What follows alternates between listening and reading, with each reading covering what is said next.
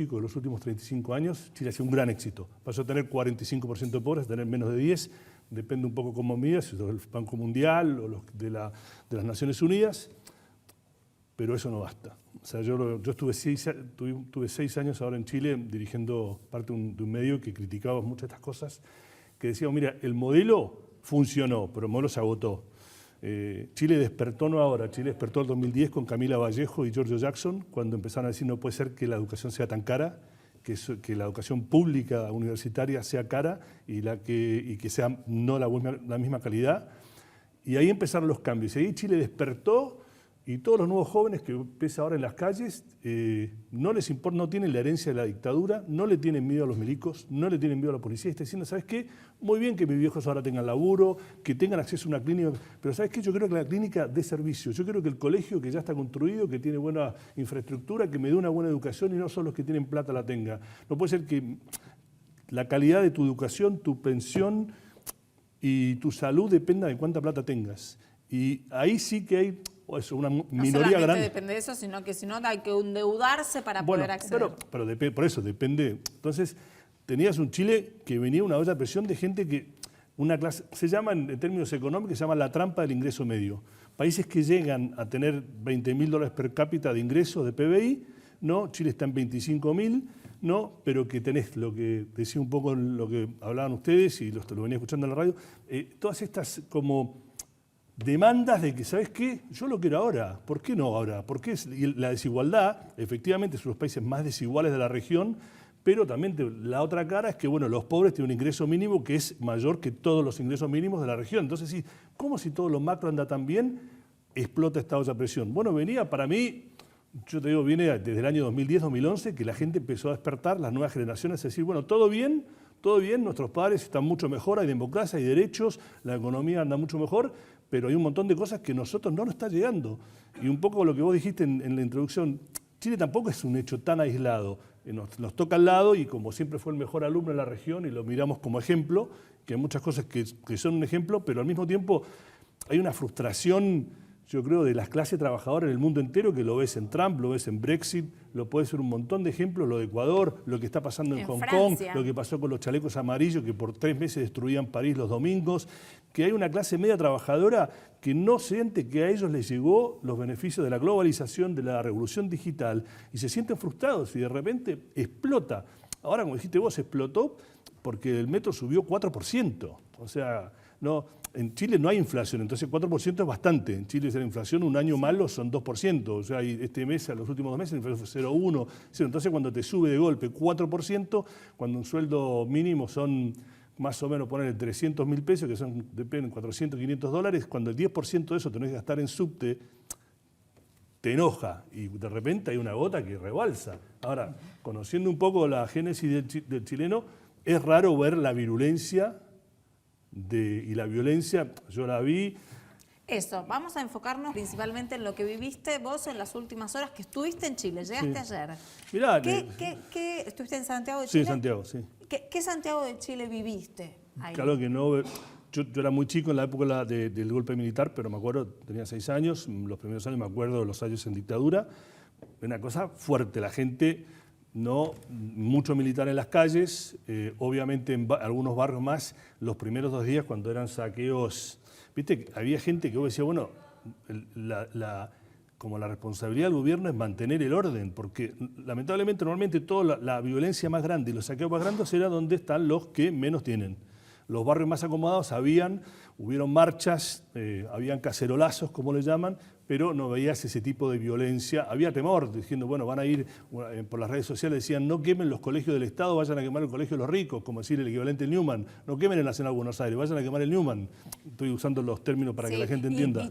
Había tanques en las calles, tanquetas.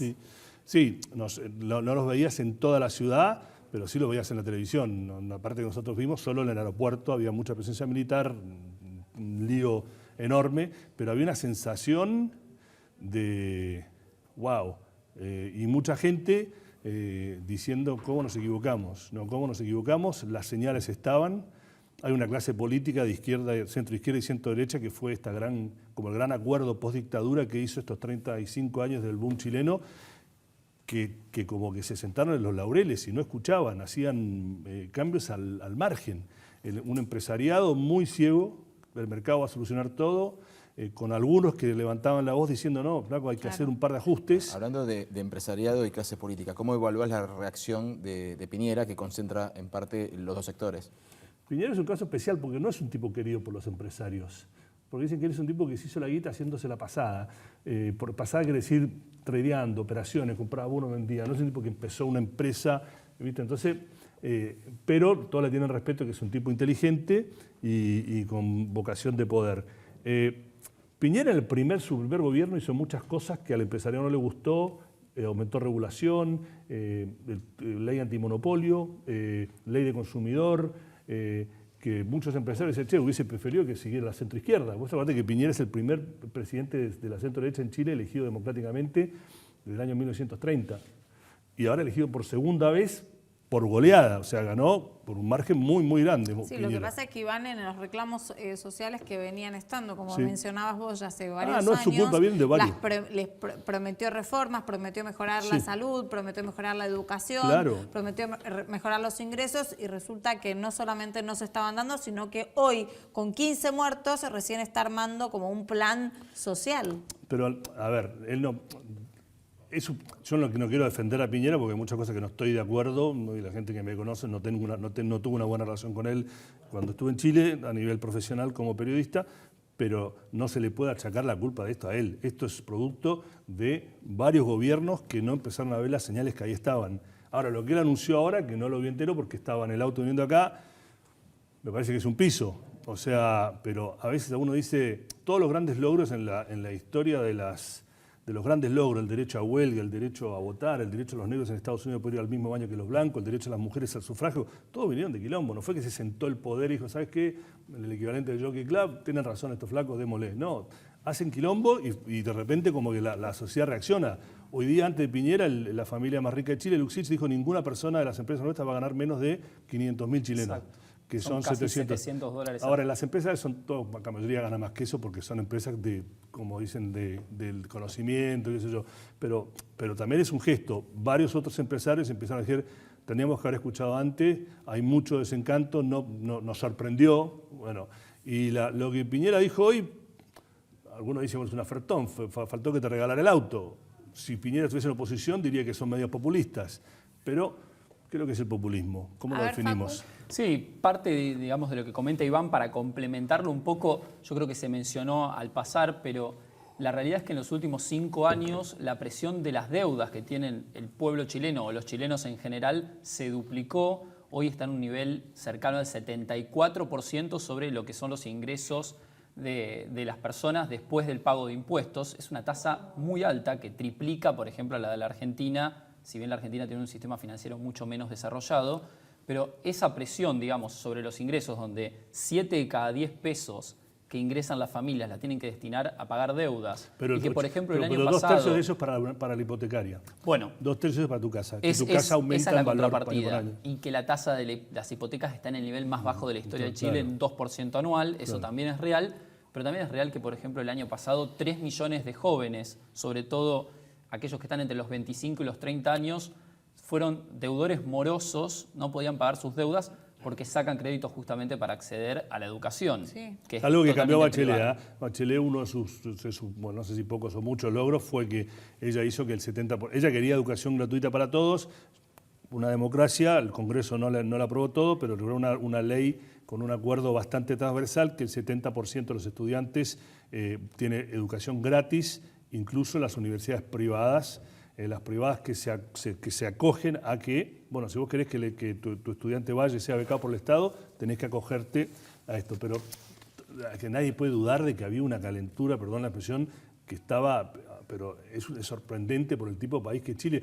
La gente que no conoce, con todos los líos, país pobre, desde 1818... No están acostumbrados a este tipo de desde protestas. Ahora, el chileno de repente se enoja y explota, ¿no? Pero vos pensás que de 1818 hasta 1973, Chile siempre los gobiernos terminaron.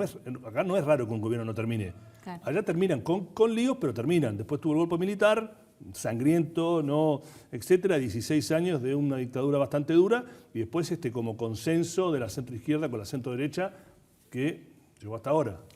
Vamos a tomar contacto con un periodista de TV Más Chile, es Mario Solís.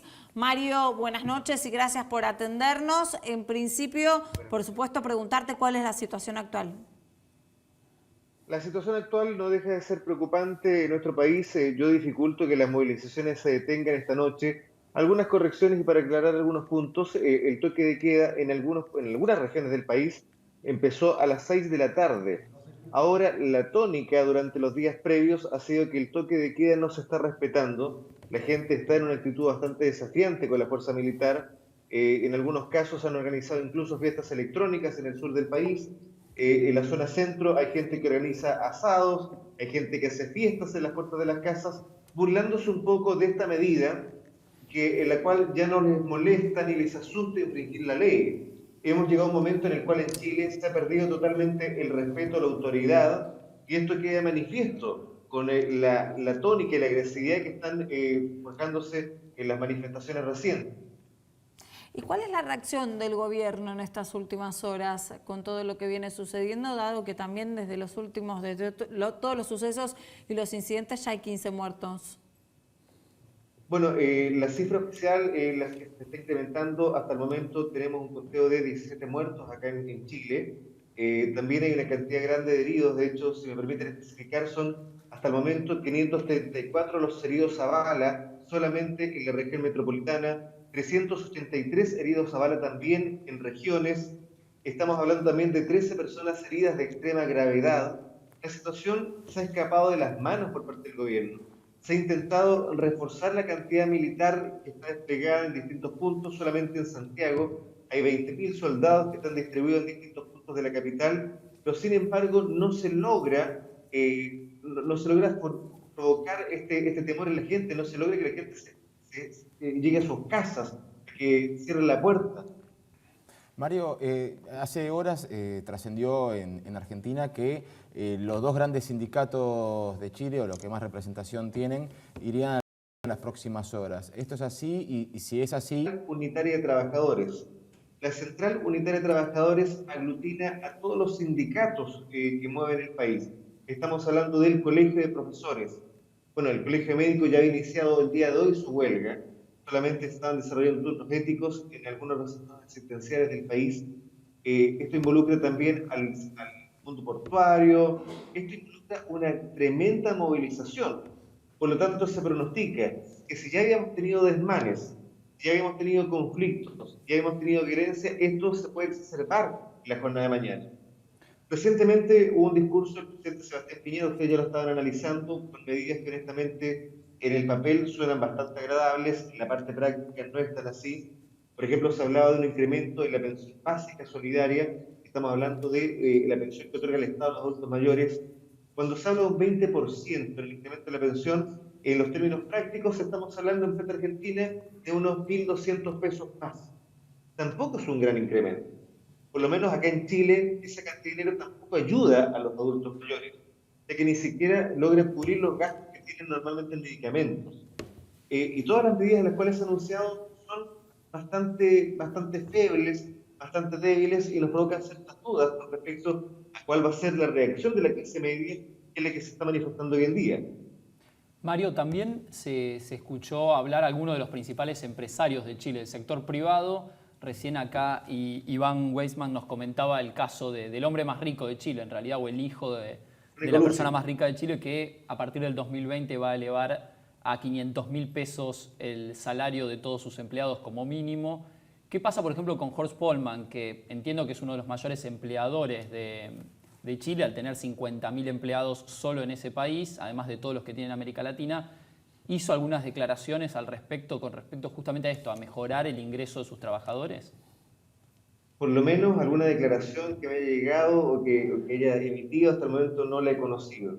El caso Andrónico Lucy, que es un personaje bastante especial, de que en los últimos años ha empezado a tomar una posición en la opinión pública constantemente, o está presente a través de redes sociales, inclusive ha grabado videos para YouTube. Por lo tanto, él tiene una comunicación bastante especial con el pueblo chileno, y obviamente esta medida de subir el sueldo mínimo a sus trabajadores a 500.000 pesos es un golpe tremendo a la clase política en general, ya que una empresa privada tome una determinación de esas características es una señal potente de que cuando hay disposición se puede concretar. Mario, lo que teníamos entendido es también ver cómo surgen las repercusiones en la región, estos hechos, a injerencias por parte de Cuba y de Venezuela. El gobierno de Piñera y la oposición, por un lado el gobierno de Piñera y por el otro lado la oposición, ¿cuáles son las posturas que toman al respecto? Yo dificulto que acá haya intervención de Venezuela u otro país del continente. Dificulto que eso, porque también conozco la génesis de esta furia. Esta es una explosión social. La clase media se había convertido en otra forma en una bomba de tiempo que tarde o temprano iba a estallar. Ahora el gatillante y el detonante fue esta alza, tercera alza consecutiva en el subte chileno. Pero la furia ya se está acumulando hace bastante tiempo y se expresaba a través de las distintas manifestaciones sociales. El año 2006, recordemos que empezamos con las primeras protestas de los estudiantes, y esto fue escalonado. Ahora fue más intenso, estoy totalmente de acuerdo, pero yo dificulto que haya una mano extranjera atrás. Por el contrario, es la clase media que en un cierto momento ya se encuentra asfixiada. La realidad de la clase media chilena. Antiguamente, la clase media pedía créditos para poder acceder a algún lujo, que era un electrodoméstico o en algunos casos un viaje. Pero hoy la clase media tiene que endeudarse para comer.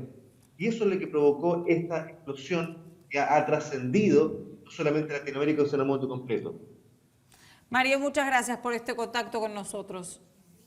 Muchas gracias, un agrado estar en contacto. Bueno, y ante lo que necesiten, podrán contar nuevamente con otro. Muy amable. Bueno, nosotros seguimos dialogando acá con Iván Weissman, que vivió muchos años en Chile, es prácticamente chileno también, chileno y argentino, y tiene una formación de economista, de politólogo también, y sos periodista. Ahora, desde el punto de vista de tu formación política como politólogo y también como periodista, ¿cómo evaluás esta visión del gobierno argentino con respecto a lo que sucede en Chile y a los incidentes que hay? No, yo estoy de acuerdo con lo que dijo mi colega en Chile. No, a ver si hubo, es un mínimo. O sea, la olla a presión existía, nadie sabía cómo iba a explotar y creo que nadie, el que diga no, yo sabía que iba a explotar, ahí no concuerdo. No porque, como decía vos, la tradición chilena no viene de esa tan... No marchan los estudiantes, un par de meses le hacían una propuesta al gobierno, después... Esto va más allá y que refleja que había una cosa muy fuerte detrás. Yo no comparto, no he visto ninguna evidencia. Sé que hay por las redes sociales fuentes mías en Chile cuando trabajaba que dicen no, pero acá se aprovecharon como dice, bueno, sí, había la molestia, los estudiantes empezaron evadiendo el subte el lunes, martes, miércoles, pero después vinieron los elementos más radicalizados que están vinculados con la izquierda extrema, que sí tienen una como vínculo bolivariano y ellos están manipulando a los estudiantes. No sé, a mí la verdad que no quiero aventurar, yo no creo que lo que pasó en Chile pasó. Si hay algunos factores que exacerbaron, puede ser, pero no, si no hay una base de combustible, sí, un chispazo no prende nada. Claro, yo no comparto lo que escuché al canciller hoy día haciendo eco de esta versión un poco de la extrema derecha de América Latina, que esto es todo, se fraguó con Maduro en Sao Paulo y que esto es todo un plan. Los latinos no somos la Mossad, no creo que que hicieron todo esto. Ahora el tiempo dirá, pero no creo. Y más allá si hubo un factor, eso no quita lo que estamos hablando acá. Que un modelo que fue muy exitoso bajo casi cualquier métrica se había agotado y hace 6, 7, 8 años que la élite política y empresarial chilena, en vez hay un dicho chileno, se dice, le querían dar una vuelta más de tuerca al sistema, sacarle un poquito más de jugo en vez de como hacerse eco de lo que dice él, una clase media que no existía. Pensemos que Chile no tenía clase media hace 30 años. Y ahora sí, porque el 70% de los estudiantes universitarios en Chile ahora son primera generación que van a una universidad. Clarísimo. No. Otra de las cosas que se suele mencionar con respecto a Chile es que solamente es un exportador minero, sin embargo la minería representa apenas el 9% del PBI. Logró hacer quizás un camino inverso a la República Argentina en el sentido de diversificar su matriz productiva y la Argentina fue perdiendo parte de esa histórica diversificación. Con respecto a ese punto, y quizás linkeado también al tema financiero que hablamos en algún momento, donde la deuda pública chilena con respecto a su PBI es apenas de un cuarto, y comparado a la Argentina, que tiene casi... La neta es mucho menos que eso. Por eso, Tienen, es muy o sea, muy la inferior. neta es menos Pero- del 5%, porque tienen 22.000 millones de dólares afuera en fondos de reserva. Exacto, pero justamente se da lo inverso a la Argentina quizás. La deuda pública argentina es muy alta, pero el sistema financiero muy chico. En Chile ocurre lo contrario. ¿Es válido decir que de alguna manera el Estado chileno le volcó la deuda a los privados, donde las empresas tienen una deuda sobre el PBI cercana al 100% y los hogares de más del 70%, como mencionábamos? Mira, no quiero aburrir a la gente con la economía, pero en general las economías exitosas, si vos ves los índices de deuda de Alemania, de los países nórdicos, Australia, Canadá, los 20 países que uno le gustaría hacer, tienen un ratio de deuda a PBI muy alto. Muy alto, ¿por qué? Porque cuando vos tenés confianza que no te van a echar tu laburo, te endeudás. ¿Sí? Dice, bueno, si el 30%, ¿viste? Los bancos no quieren que más del 30% de tu sueldo neto mensual supere lo que vos pagás en la cuota mensual cuando tengas un crédito hipotecario. No quieren que toda tu deuda total sea más del 40%. Entonces, tener alto índice ratio de deuda PBI no es un indicador de que hay un problema. Es un problema de cómo. No sé de dónde sacó la data mi colega en Chile, que dice que la mayoría era para endeudarse para pagar la comida. Yo soy economista, laburé en Chile hasta hace 2 años. No es así. Yo diría que 3/4 o más de la deuda neta de los chilenos es en un crédito hipotecario. Eso no quiere decir de que los 3 millones de estudiantes que se endeudaron para pagar la facultad. Entonces, no sé si es eso. Las empresas chilenas se endeudan en dólares afuera porque tienen un rating crediticio muy alto. Entonces prefieren usar la plata para crecer, endeudarse barato. No tienen problema de deuda. El problema más al nivel de persona y esa clase media. Pero me cuestiono, no quiero decir que no, pero cuestiono que sea para llegar a fin de mes para comer. Alguna gente sí. Sí, bueno, Sí, Nico. dijiste que no querías aburrir con la parte económica, pero hay algo que me sorprendió poderosamente, ¿no? Que tiene que ver, acostumbrado en la Argentina, que obviamente estamos fuera de cualquier parámetro por la tasa de inflación y todo eso, pero viendo lo que pasa en Chile, cuando uno agarra el cierre de la jornada de los mercados, no se movió ni el riesgo país, ni se disparó el dólar, sino todo lo contrario, se apreció el peso chileno frente a lo que pasaba en Argentina. ¿Cómo funciona institucionalmente para que en tremendo sacudón la economía, por lo menos lo que se ve de afuera, la gente de afuera diga, en Chile no me molesta? Yo creo que todavía está un poco rezagado. Yo creo que las clasificadoras de riesgo, esto que está pasando esta semana en Chile... Va a impactar. A ver, Chile tiene el rating crediticio más alto de cualquier país emergente, tiene AA, tiene el mismo nivel de China, Italia, Portugal. No, las empresas chilenas incluso más alto, se endeudan muchas afuera porque les salía más barato y son multinacionales. ¿Pero esto impacta? Entonces, yo creo que a la larga sí, tiene que impactar. El mercado bajó 5% y el peso cayó el lunes. Hoy entiendo, no sé cómo terminó, entiendo que hoy recuperó... 0,4 para arriba. No, entonces, a ver, los mercados del día a día me cuesta, si no sería trader y estaría haciendo todo. Pero a mediano y largo plazo, si esto no se soluciona, creo que mucha gente por ahí está apostando que Chile siempre fue el alumno ordenado, institucionalidad, y por ahí están apostando a eso. Pero yo creo que esto, a ver, Chile cambió, independiente de cómo se solucione esto, pero creo que el hecho de que se esté pensando que fue trending topic mundial, que renuncie Piñera, no sé, institucionalmente, vos pensás que hace 2 años, el voto voluntario, pero bueno, vos jugás con el equipo que tenés enfrente, ganó por una gran mayoría. Creo que un poco el análisis viene por ese sentido, que una macroeconomía estable no te garantiza una sociedad conforme y que esto se ve no nada más en Chile, también se vio en Europa con diferentes... protestas que hubo. Y volviendo a Chile, me gustaría centrarme más que nada en la legitimidad que puede tener Piñera en la población de los chilenos, siendo que no es obligatorio el voto, ¿no? Si comparamos con la Argentina, que en la Argentina el voto es obligatorio y que últimamente, o por lo menos en las PASO, hubo un auto caudal de ciudadanos yendo a las urnas, en Chile no vota tanta gente. Esa es una gran crisis a ver, todo lo que está pasando hoy acá también viene un poco a poner en tela de juicio la calidad de la democracia en Chile, porque no me acuerdo cuándo, porque yo no estaba viviendo ahí, cuando se votó de pasar de hacerla obligatoria a voluntaria. Ahora creo que el consenso, no ahora por esto, ahora hace ya 1 año o 2, después de la opción, de que hay que volver a hacerla obligatoria, que lo voluntario no funcionó, porque hay un montón de gente, muchos de ellos en la calle estos días, que no se sientan reflejados por los partidos políticos que se convirtieron en estos dinosaurios y que ejercen la política a través de organizaciones sociales o movimientos sociales en la calle. El mundo entero pasó de ser una cosa vertical a una cosa, el poder mucho más difuso. Creo que la última vez que vine acá hablamos del libro que recomendé Moisés Naim, ¿no? El fin del poder, Sí. que viste todas las organizaciones que vienen ya de la época de la revolución industrial, que eran muy verticales, la iglesia, los ejércitos, los colegios, era todo vertical y ahora está difuso, es un poder mucho más horizontal. Entonces los partidos políticos, a ver, yo hablaba con gente, los hijos de mis amigos, que les interesa la política, ¿vos te meterías a alguno de los 4 partidos principales? La mayoría decía no, pero le están interesados en la política, están en la calle. Y hablo de derecha, de izquierda, y hay un montón de cosas culturales que ya no son más de la métrica izquierda-derecha. Temas como el aborto, matrimonio igualitario, todo un montón de cosas que acá en Argentina también se toca, que van más allá de izquierda-derecha, no Macri, Claro. Urquiza, sino que son culturales.